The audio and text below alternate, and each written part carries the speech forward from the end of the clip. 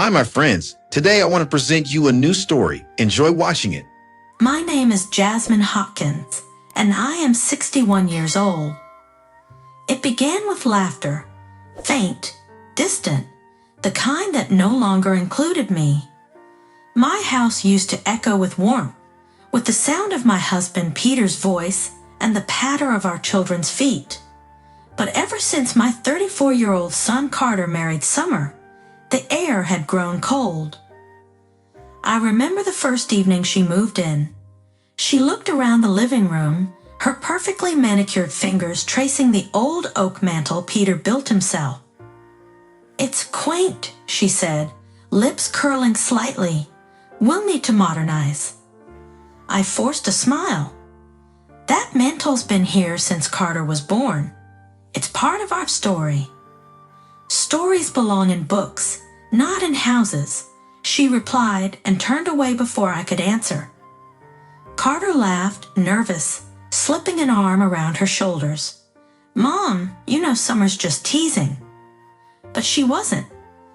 I saw it in her eyes, that quiet disdain, that belief that she'd already taken my place. In the weeks that followed, she changed everything. The curtains Peter and I chose together vanished overnight.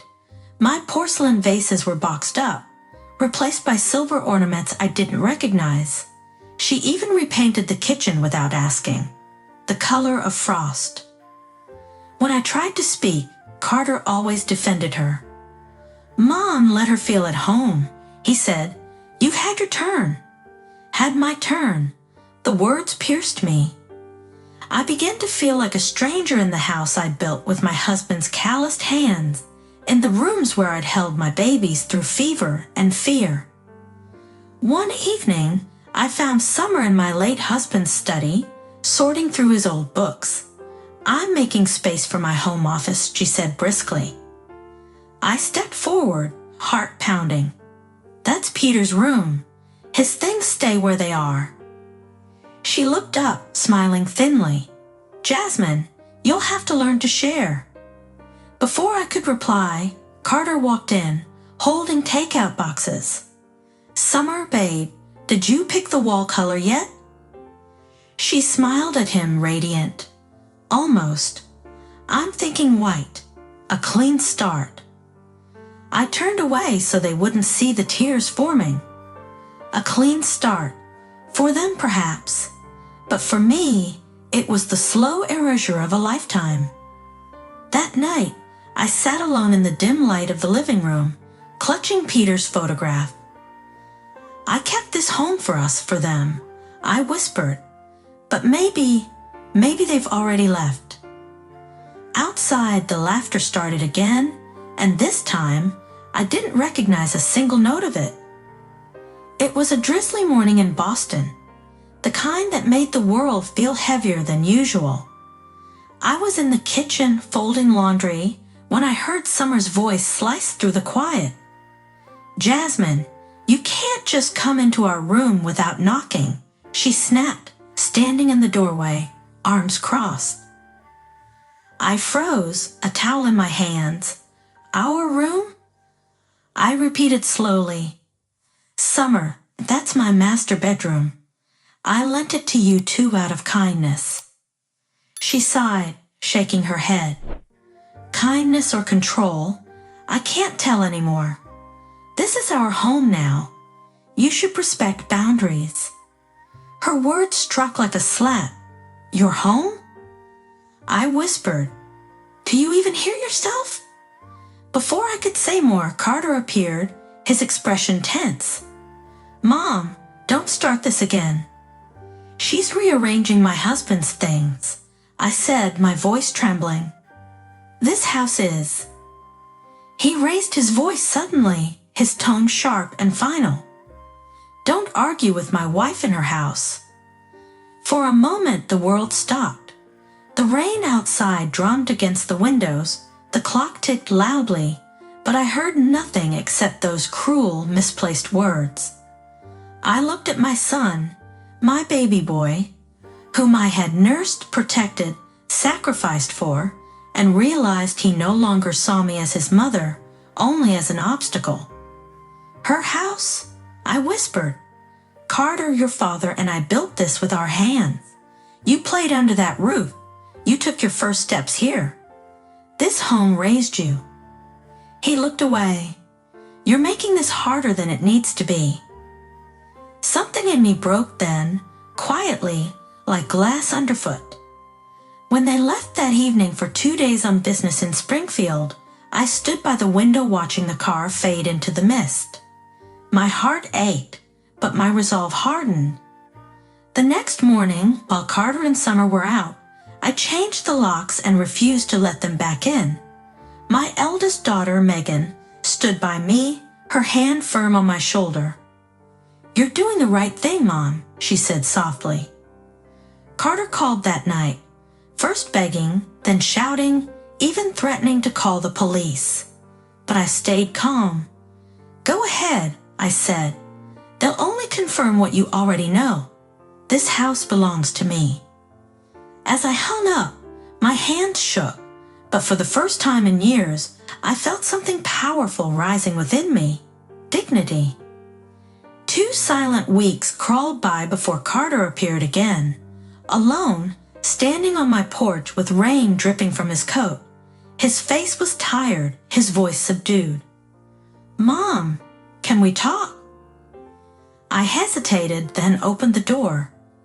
The house felt colder with him inside, as though his presence carried the memory of betrayal. He glanced around awkwardly, his eyes landing on the familiar walls he once called home. I'm sorry, he began, his tone low. I shouldn't have yelled. Summer and I were just overwhelmed. I folded my arms. Overwhelmed enough to forget who gave you this roof? Or overwhelmed enough to call it her house? He flinched but forced a smile. You're still angry.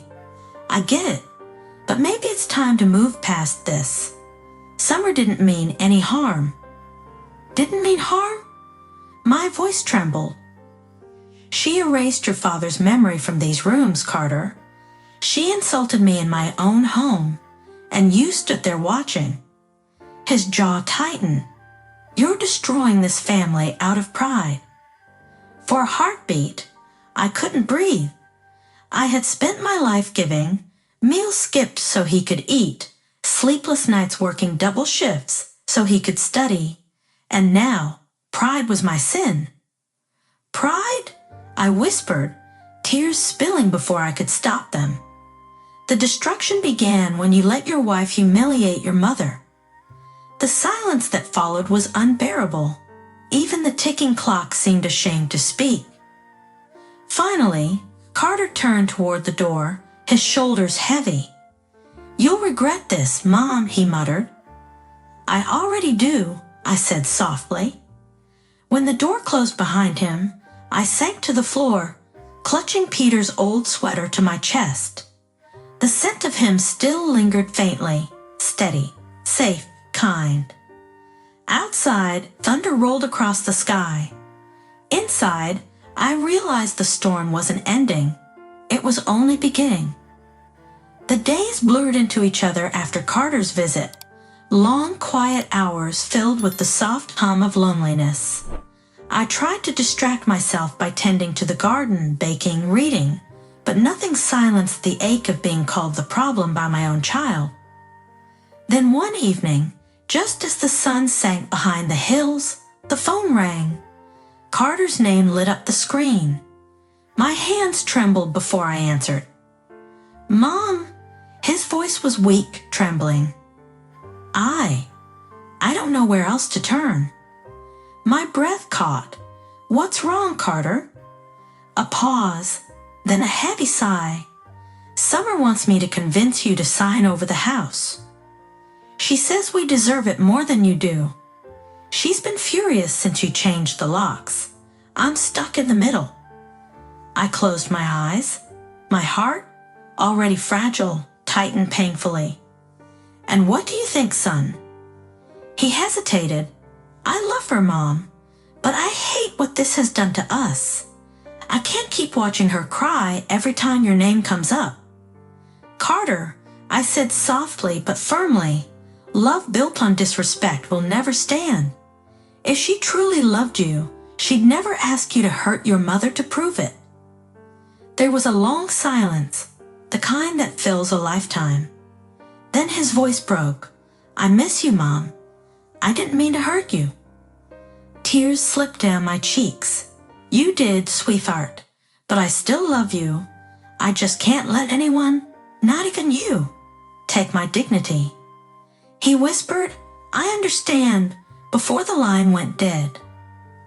I stayed there, phone in hand, heart pounding. The house felt both heavier and lighter. For the first time in months, my tears were not just of pain, but of fragile, flickering hope that maybe, just maybe, my son was finally beginning to see the truth.